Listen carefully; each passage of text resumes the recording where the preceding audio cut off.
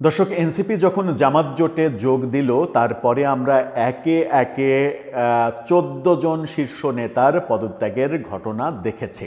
গণমাধ্যম সেটা নিশ্চিত করেছে যে ১৪ জন শীর্ষ নেতা এরই মাঝে পদত্যাগ করেছেন। এবার একটা চাঞ্চল্যকর খবর দিচ্ছে গণমাধ্যম। কালের কণ্ঠে এই খবরটা সবথেকে বেশি গুরুত্ব পেয়েছে, যেখানে আমরা দেখতে পাচ্ছি ১৯ জন এনসিপি নেতা সাথে শত শত কর্মী এনসিপি থেকে পদত্যাগ করেছেন এবং তারা বিএনপিতে যোগ দিয়েছে। ঘটনাটা একটা চাঞ্চল্যকর খবরই বটে এবং এনসিপির রাজনীতির জন্য এটা একটা অশনি সংকেতই বটে। কি ঘটলো, কোথায় ঘটলো, কেন ঘটলো, চলুন একটু জেনে দেখি।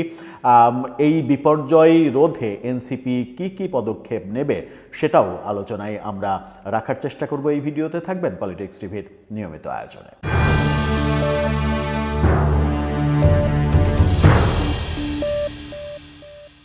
দর্শক, বলছিলাম যে একটানা একের পর এক ১৪ জন শীর্ষ নেতার পদত্যাগের পরে এবার অন্তত ৩ শতাধিক নেতাকর্মী, যাদের মধ্যে ১৯ জন নেতা রয়েছে, তারা এনসিপি থেকে বেরিয়ে গিয়ে বিএনপিতে যোগদান করেছেন। এমন চাঞ্চল্যকর ঘটনা ঘটেছে খাগড়াছড়িতে।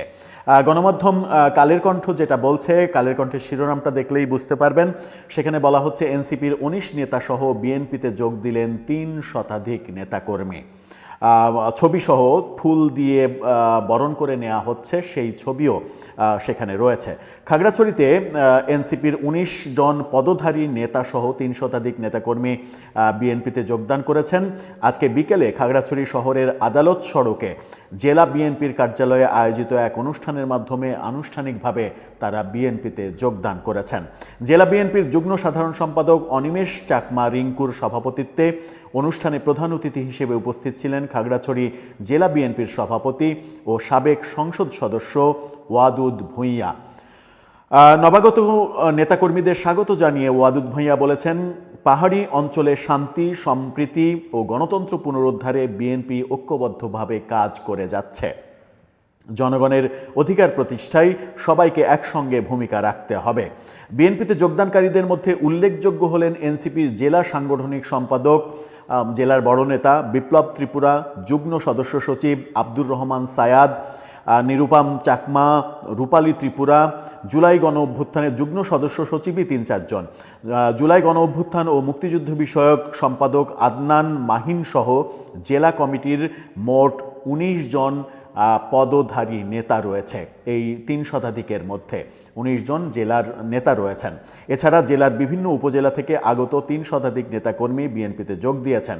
অনুষ্ঠানে নবাগত নেতাকর্মীরা আগামী জাতীয় সংসদ নির্বাচনে বিএনপি এবং দলটির মনোনীত প্রার্থী ওয়াদুদ ভূঁইয়ার পক্ষে ঐক্যবদ্ধভাবে কাজ করার অঙ্গীকার ব্যক্ত করেছেন। খাগড়াছড়িতে যখন এই ঘটনা ঘটল তখন রাজনৈতিক বিশ্লেষকরা মনে করছেন যে বাংলাদেশে আরও বহু জায়গায় এই ঘটনা এখন ঘটবে।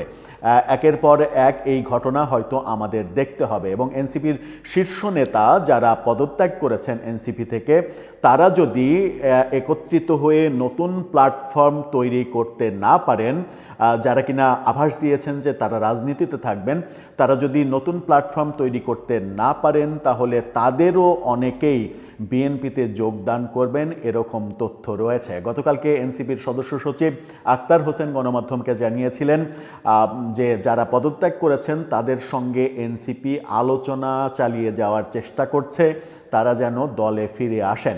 কিন্তু যারা পদত্যাগ করেছেন তারা বেশিরভাগই বাম ঘরানার সদস্য, বাম ঘরানার নেতা। জামাতের সঙ্গে জোট তারা মেনে নিতে পারেননি এবং মেনে নিয়ে আবার দলে ফেরার সম্ভাবনাও তাদের নেই, এরকমটাও অনেকে বলছেন। খাগড়াছড়িতে যে ৩ শতাধিক পাহাড়ি উপজাতিদের এই যোগদানের ঘটনা ঘটল, সেটাও নিশ্চিত করে এনসিপির যে জামাতের সঙ্গে জোট, সেই জোটেরই একটা প্রতিফলন বোধহয় সেখানে ঘটল। কারণ পাহাড়িরা নিশ্চিত ধর্মভিত্তিক রাজনীতির সঙ্গে একমত হওয়ার কোনো অপশন তাদের থাকার কথা নয়। এই ব্যাপারটা কি একেবারে ছড়িয়ে পড়বে সারা দেশে, ছড়িয়ে পড়ে এনসিপি যে সাংগঠনিক অবকাঠামো তৈরি করতে পেরেছিল টুকটাক একটু আধটু হলেও সারা দেশে, সেই সাংগঠনিক অবকাঠামো কি তাদের ভেঙে পড়বে নির্বাচনের আগে? যদি সেটা হয় তাহলে নতুন একটা দল এবং জুলাই অভ্যুত্থানের স্বপ্ন দেখানো, জুলাই অভ্যুত্থানের বিজয়ের পরে নতুন স্বপ্ন দেখানো, বাংলাদেশের মানুষের কাছে একটা আশা তৈরি হওয়া যে তৃতীয় রাজনৈতিক একটা শক্তি তৈরি হবে, যে শক্তিটা মধ্যপন্থী রাজনীতি করবে, ডানপন্থা বামপন্থা কোনো পন্থাতেই যাবে না, সবাইকে নিয়ে ঐক্যবদ্ধভাবে একটা নতুন ধারা তৈরি করবে, সেটা কি তাহলে ব্যর্থতার দিকেই যাচ্ছে, কিংবা তাদের এই প্রচেষ্টা 1 বছর পেরোনোর আগেই কি শেষ হয়ে যাবে? দর্শক, আপনার মতামত জানিয়ে লিখতে পারেন আমাদের কমেন্ট বক্সে।